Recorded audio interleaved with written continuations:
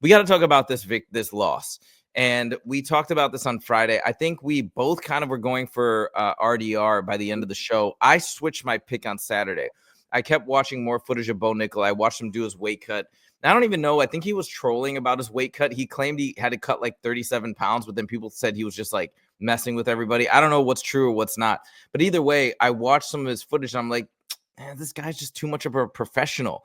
He's done too much in combat sports. He's been at the highest of highs in terms of wrestling. Like, with that kind of mindset and that kind of inner strength, he's going to figure out a way to win. So I switched my pick. Lo and behold, we saw what happened, and he got rocked. Lots of people are saying fraud check, or saying that he was never that good, that he sucks, all the stuff, all the BS that you get from MMA fans sometimes, which I think is kind of wrong. But I wanted to turn it over to you because I made a video yesterday saying that I think it was a combination of factors as to why he lost. I think he got really tired. Maybe it was the weight cut, even if that was fictitious or not. I think he got winded. RDR had an amazing game plan, and RDR is an incredible fighter. I don't think this says too much about Bo Nickal negatively, but let me turn it over to you with the wrestling background, UFC fighter. What's your takeaways from this fight? Man, listen, I thought you were going to turn it over to me because I don't know if you knew this, but my third fight in the UFC, I had the exact same thing happen to me. I was crumpled from a knee right to the liver. And I'm telling you what, guys, I don't care if you're me, Bo Nickal, Francis Ngannou, when that knee touches that liver, it's an off switch. You see, MGL4 Production shut him down. That's the only way you can describe it. Listen, if anybody's like, oh, he's a pussy, fraud check, like, no, you guys are silly. We're talking about one of the most accomplished collegiate wrestlers of all time. Like, you're too short-sighted. That is, it is MMA. It's not wrestling. With that being said, I'm not saying I called this fight the way exactly, but I was pretty confident that's how I was going to go. RDR was going to push forward. Bo Nickal doesn't want to take him down because of his submission game. He was going to keep going. I'll be right back. Keep going. Yeah, no worries. So yeah, Bo Nickal didn't want to work his wrestling in there, and RDR, because he has such a great submission game. And man, RDR just got in there with his boxing, bang, bang, bang to the body, punch to the body, knees in the body. And let me tell you guys, it doesn't matter what's happening around you. When I fought Gabriel Benitez, I felt like the momentum was all in my favor. I'm going forward. I'm fucking good. It's a great. I throw that big loopy. He set it up so perfect. Jab cross. And next time he throws a jab cross, I'm throwing overhand. Jab, overhand, and then the knee came. Boom, crumpled me. I looked just like Bo Nickal. And when he went down, man, I had so much sympathy for him, because going down like that, like when you get knocked out, like when I got knocked out when you were there in Vegas, like you don't remember anything. You know what I mean? You're fucking knocked out, and you ask, I probably asked you 100 times, well, what happened? But when you get hit with a body shot like that, not only do you remember everything, you feel everything, you hear the crowd, and it's just, you're just done. And I mean, anybody that says that Bo Nickal is a pussy or a fraud, or they've obviously never been in a boxing gym and they've never felt a body shot. I mean, Bo Nickal has accomplished more than 90% of the athletes, including UFC fighters, just in collegiate wrestling alone. His accolades are beyond this. But again, this is MMA, man. And, anybody that's, you when you go from the top of one sport and you're like, you know what, I want to try to go to another sport and be the top of the top. Like, it doesn't just, it's not just a clear handoff. Like people seem to think it should be. It's not. There's a learning curve. And when we talk about his striking, I thought his striking it's very elementary. Like, I feel like if me and Bo Nickal box, like, I think that I'm going to fucking beat him. Like, I don't think he's that technical. And with MMA gloves on, he doesn't obviously want to get hit because obviously of the small gloves, and and then not being able to use his wrestling because RDR had such great submissions, man. It's just, it was a perfect storm. It was the perfect opponent to beat Bo Nickal. You mentioned how people are beating up on him online. I just wanted to showcase this, and then I want to jump back into the conversation because I think it is a really, really interesting thing that's happening right now. Everybody's jumping on him. So first, we're going to look at the fan sentiment. Obviously, you can't glean too much from this because this is just people being absolutely negative. Look, Buns Nickal, you'll never be look at this. You'll never be a champion. I promise you. Like, imagine this guy just got knocked out, crumpled. He's devastated, I imagine, and he lost his undefeated record. And look at what people are putting.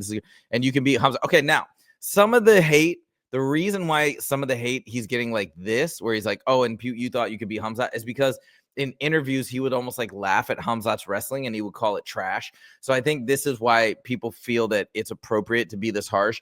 But let's take that out of it. Okay, look, fraudulent tough guy. Judge saved you from death. Remember that. That's ridiculous. That he was obviously, that, like you said, it was a liver shot. His body shut down. I don't think some people are saying it was an early stoppage. That's crazy.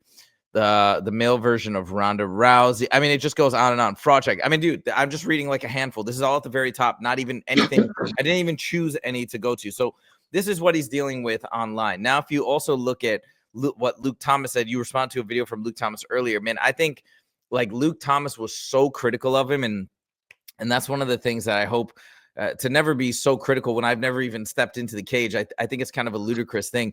So one of the things that he says like, man, he's just not developing fast enough at all. He's way behind the curve. And I wanted to pose this to you because I don't know if it's fair to say that. I think this is his 4th fight in the UFC, his 8th MMA fight total. We look at some of the guys in Fusion, they've had more fights by far than Bo Nickal in his entire career. And he went against RDR, who obviously is very good and has done very well in other organizations, may prove to be a top 5 middleweight in the very near term future. So what do you have to say about all these claims, especially Luke Thomas saying that, yo, he's just not developing fast enough, and yeah, How old is he? How old is he? Bo Nickal's 29. He's only 29.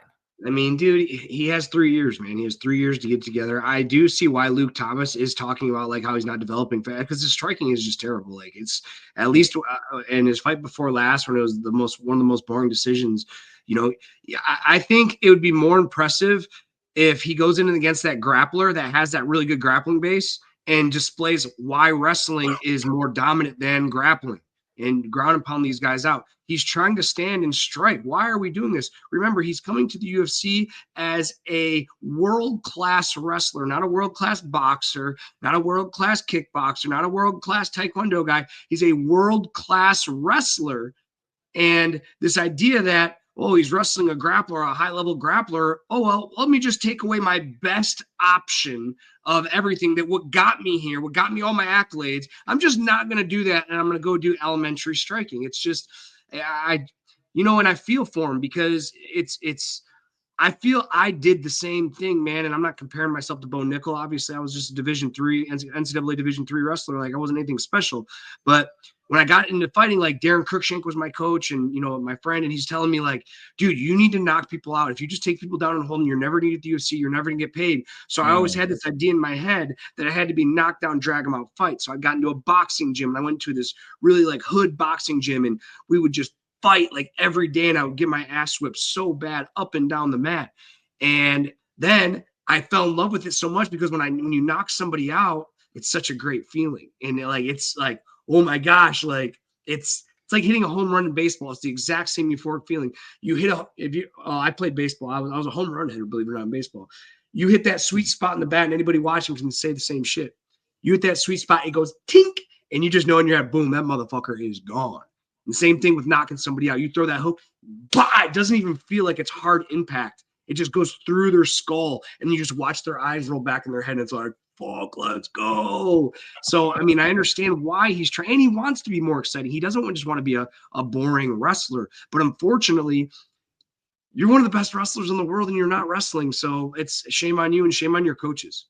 Do you think he's taking this approach because he's maybe insecure about his jiu-jitsu and grappling when it comes to those types of grappling exchanges that it seemed he lost to RDR?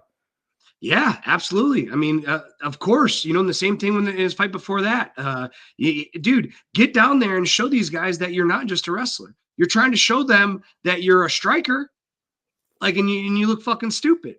Like, get down there and fucking take these guys down. And you know who I'd like Bo Nickal to get with, man? I wish I had some more pull. Man, if Bo Nickal got with Jake Shields and learned Jake Shields' system in 1 year, I couldn't see anybody handling him, just because of his raw wrestling strength and power. And the way when I wrestle with Jake, I fuck him up. I'll take him down however I want to. But every time I take him down, I'm right into a submission. He's throwing up a triangle. He's throwing up a guillotine. He's threatening. He's sweeping. He's like, it's just not, it's like, it'd be like you and me wrestling. Like, that's that's the level difference. Like my goal of wrestling with Jake, like nobody else in the gym, is I don't want to get submitted. Like it used to be, I wanted to get less than 3 submissions. Like I didn't want him to sub me more than 3 times. And then it was 2, and then it's 1. And now I can almost go a whole round and not get submitted. But just to talk about the strength of this guy. Now you take Bo Nickal, you put his frame and his form and his strength into Jake's technique, bro. Like he'd be the best grappler in the UFC. Now, some people are also saying, and again, I don't know what the truth is here because Bo Nickal claimed he cut 37 pounds. Some people are saying he's trolling. I don't know what's true. You guys let me know. Tehran probably knows the answer to this.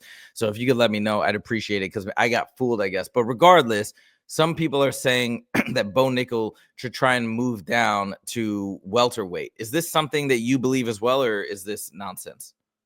I mean, if he's cutting 30 pounds to get to middleweight, how do you gonna make welterweight, man? True. Like, and there are ways to troll. Sometimes fighters do troll, and I'm guilty of it. I've done it before. When I fought for the World Series of Fighting, which is now the PFL, it was called the World Series, and they changed the name to the PFL. Before you had to do weight checks with Ray Seppo the day before. So on my way to the venue, I chugged as much water as I could. I'm walking up the stairs. I'm chugging water. I mean, until I was so bloated, and I stepped on the scale because I wanted him to freak out. And I weighed like 185 pounds or something the night before. And he's like, bro, what the fuck? And like Ray Seppo was a big, I'm like, watch this. And I made weight the next day. Kind of, and that wasn't easy, but it wasn't that hard. And he always tells you, oh, this guy, I watched him lose 35 pounds overnight, but it was prompted to look tougher than what it was.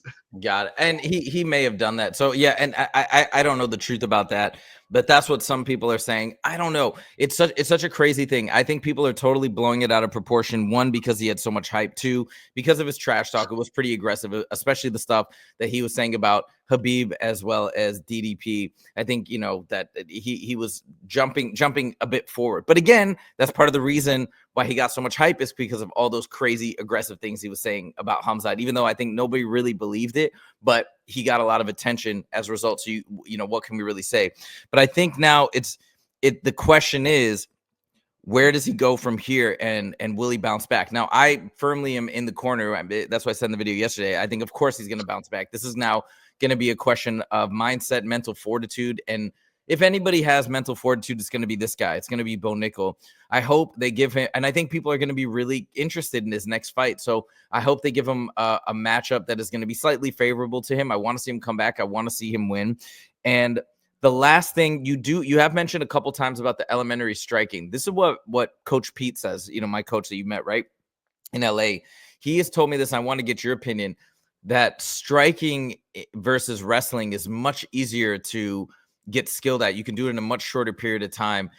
Do you agree? And if so, do you believe that there is some substantial hope for Bo Nickal to rapidly improve his striking in the next year? I do agree. I feel that I picked up boxing very quick. I think within 1 year, I was a very good boxer compared to from my first year wrestling to my second year wrestling, compared to my first year of boxing to my second year of boxing. Because it's just a lot of rinse and repeat, man. But with that being said, you're getting it all wrong. And I'm sorry, I'm not trying to be confrontational, but you're getting it all wrong. It's not, can he catch his striking up? It's how can he use his striking to use his wrestling. It's not about, stop talking about him becoming a striker. He's not a striker. He is a wrestler. He needs to develop his striking, not to knock people out, but to feint, bang, bang, shoot, boom, like a George St. Pierre style, like a Chael Sonnen style. Like a Jake Shields style. Get on top of guys, smother guys, make them feel your strength and weight, not strike with these idiots. And that's his problem right now. He thinks that he has to become a striker. He's light years behind. He's not catching in the striking department. I tell you what, Jake Shields right now, again, I talk about Jake just because he's a friend of mine. He's my coach, and I just have so much respect for him. Like, if me and Jake put on the gloves, I'm going to fuck him up in boxing. But if we put on MMA gloves and we do an MMA fight, and he gets his hands on me, bro, he'll sub me in 3 minutes. I mean, if he doesn't get knocked out walking in, you know, and that's what Bo needs to do. He needs to fucking use it. He needs to get his hands up. I would like to see Bo Nickal take like a Mike Tyson approach. I know he's a little longer, but still like a Mike Tyson approach with the head moving fast, whoa, whoa, whoa, whoa, bang, bang, rip and shoot. This whole striking with these guys because they're good grapplers. I mean, It's just shameful. And, and I'll tell you this, here's another thing about wrestling compared to grappling. The best grappler in the world, if you take the number one wrestler in the world, we'll say, what's his name? He's my favorite wrestler, a black dude. He has a double leg. Jordan Burroughs. He's the best wrestler in history in the world, in my opinion. If you take him and you put him in the highest level grappling tournament in the world, is he going to win it? Probably not. But he'll compete, and I bet he'll place. Now, if you take that champion in that grappling tournament and you put him in the NCAA wrestling tournament, they are going to get smoked. They are going to get thrown around. It's wrestling translates to grappling. Grappling doesn't translate to wrestling. So if Bo can get in there and get on top and just keep things tight and stay out of submissions and get a submission, focus on his boxing to his wrestling to his submission defense and ground and pound, and he will be a champion. If he continues this route of, I want to strike and like he's gonna be out of the UFC really quick. But you do think he's going to figure out a way with his mindset, with all the things he's accomplished. He's going to, whatever that path may be, let's say it's exactly what he follows this exact same path that you're suggesting. You think he'll figure it out and he'll make it work and he'll come back. I mean, it's his coaches. It's his coaches, like and this is a big thing in MMA. It's guys, a lot of times, especially wrestlers or boxers, they come in and they can box and they can wrestle, but they can't MMA. You understand? They can box. If they're doing a boxing match, they can fucking box. They can grapple and wrestle really well. But that transition, the MMA transition, is where it's Robert Falls used to always say it. It's the music between the notes. That transition period. Like when you look at a note, it doesn't make a sound. It's when you press that note, going to the next note, what draws a sound. Same thing with MMA. You have your striking as your note, and then you have your wrestling, which is your next note. But then the music that plays in between that note is MMA. And that's what he needs to focus on. And that's what he needs to, man, it's using his striking to use his best weapon. It's think of it like I have a pistol in my front pocket and I have a bazooka over my shoulder. All right. I have one bullet in the pistol. Boom. I can draw that. I can stop somebody, drop this, and then pull out my bazooka to finish him. That's the same thing. His boxing should be the little pistol in front to get him to hesitate. And then the big bazooka is his wrestling because, again, he's one of the best wrestlers in the world, and he's not fucking using it. Like, what an idiot. Like, what? The best grappler in the world is going to be trying to pull guard. If you go with the best grappler in the world, he's an MMA fight, he doesn't have good striking, he's going to be trying to jump guard. Bo's not even trying to win to wrestle. And his coaches need to see this and address it, or he's going to be out of the UFC really quick. All right, last thing on Bo Nickal. Then I really want to talk about RDR because, man, this guy's awesome. He's got a great personality. He had an amazing fight. I think a lot of people are really hyped about RDR. But last thing about Bo, not to make too many excuses, but I rewatched the fight last night, and I noticed that once Bo got on bottom position in round one, he really struggled. And not only that, he got up and he looked so winded at the end of round one. So whether or not it was a hard weight cut or an easy weight cut, it looked like his cardio was massively affected in round one. And round two, I think that continued. I think that's why he had some difficulty, even when in those few couple strikes, when he opened up and tried to throw some strikes, it would look like it was the last straw, like his last little bit of energy. And then he got rocked with those knees and then subsequently finished. Do you think there may have been some fluke cardio issue that could explain why Bo Nickal fought the way he fought? Maybe he didn't want to go for takedowns because he was too tired. Yeah, that is the thing as well. If you don't have a good training camp or a hard weight cut, I have been like that before. It's like, man, I can't shoot in this fight. I will gas out. And that definitely, if you had a hard weight cut, that's definitely in the realm of possibility. That's kind of my theory on this. Not saying the better man didn't win, and but that's just what I noticed, or that's what I felt when I rewatched the fight. But enough about Bo Nickal. I hope to see him back. That's all I'll say on that. And I hope they give him a nice matchup that makes sense, and we can see him start putting everything together and shows true talents. But now let's talk about RDR, legend. What a great fight. What a great game plan. I mean, he was absolutely dominant. He said he did exactly what he said. He went into those grappling exchanges, and then he started mixing in that Dutch kickboxing, a crazy amount of knees. Not only knees, just everything was to the body. It's like he wasn't even trying to go for headshots. He wasn't even headhunting. It was just body. And those paid dividends until he finally dropped him with that last crazy knee, as you mentioned, to the liver, to that off button. And what's more interesting to talk about RDR with you in particular is he called out your boy. He called out Sean Strickland for his next fight. So we'll see where RDR gets ranked after this win. He was 13. Maybe he'll crack the top 10. But what do you think about RDR first? We can talk about him facing Sean Strickland afterwards. But what do you think about RDR as a fighter? I mean, he went in there and, at the age of 34 years old with a very impressive record, he's undefeated in the UFC right now. My prediction, I thought he was going to get it done. I thought that he was going to be just a little too much. I thought the fight went kind of how I thought it would. Bo be a little hesitant on taking shots because he's afraid of the submission game. But I like your theory too, that maybe he was afraid to take shots because he didn't want to gas out. That's, again, definitely possible. But regardless, I thought that, he would kind of just walk him down, not really caring, because he's not worried about getting knocked out by Bo. He's not worried about getting taken down. So Bo's going to strain. He's not worried about his power. So that gets him in that range to where he can just walk him down, punch him in the body, because when you're going for body shots, obviously it leaves you very susceptible to getting your face cleaned off. But he wasn't worried about that at any time. Like when he threw those body shots, his hands were relatively low. He's like, bing, bing, and the knee. It was just like, send it, man. And it just really showed that RDR had no respect for Bo Nickal as a fighter. For RDR next, do you think Sean Strickland was a bit too high of a call out, given that he's, I think, like number one in the division, or would you like to see that matchup next? I mean, that's a bold call out, and being 34 years old, it's a fresh face in the division. It's a new matchup. Let's fucking see it, man. Like, what, like he went in there and like, guys are talking fraud check. Oh, he sucked. Dude, he is a world-class athlete and he's a world-class wrestler.